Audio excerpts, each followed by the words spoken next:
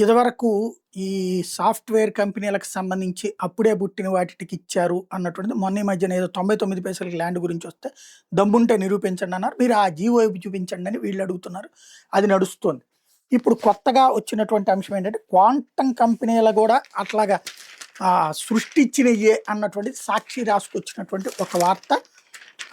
ఇందులో క్వాంటమ్ వ్యాలీకి శంకుస్థాపన సమయంలో 14 కంపెనీలతో భారీ ఒప్పందాలు కుదుర్చుకున్నామంటే సీఎం చంద్రబాబు చేసిన ప్రకటనలో డొల్లతనం బయటపడింది. కేవలం ఒప్పందాల కోసం కొన్ని కంపెనీలు సృష్టించి వాటితో ఎంఓయూలు కుదుర్చుకున్నారంటే ఆధారాలతో సహా నెటిజన్లు సామాజిక మాధ్యమాల్లో పెడుతున్నారు.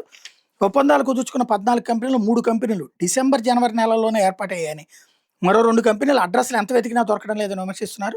డిసెంబర్ జనవరిలో ఏర్పాటు చేసిన కంపెనీలతో ఫిబ్రవరి మొదట్లో ఒప్పందం కుదుర్చుకుని 35 లక్షల ఉద్యోగాలు ఎలా కల్పిస్తారని నెటిజన్లు ప్రశ్నిస్తున్నారు.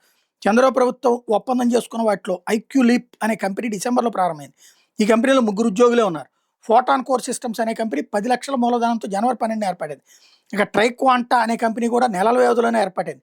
అయితే ఆ కంపెనీ నెలకొల్పిన 6 నెలల్లోనే బెస్ట్ క్వాంటమ్ కంప్యూటింగ్ అవార్డును కూడా కైవసం చేసుకుందని ప్రకటించారు. కానీ ఇంకా ప్రయోగదళ దశలోనే ఉన్న క్వాంటమ్ టెక్నాలజీకి సంబంధించి అప్పుడే ఆ కంపెనీకి అవార్డులు ఎవరిచ్చారని నెటిజన్లు ప్రశ్నిస్తున్నారు. ఈ కంపెనీల ప్రొఫైల్స్ చూసిన నెటిజన్లు 1-2 నెలల క్రిందటే ఏర్పాటు చేయడంతో పాటు కేవలం 3 ఉద్యోగులు ఉన్నటువంటి సంస్థల ద్వారా ఎంతమంది శిక్షణ ఇస్తారు, 35 లక్షల మందికి ఉద్యోగాలు ఎలా కల్పిస్తారని ప్రశ్నిస్తున్నారు.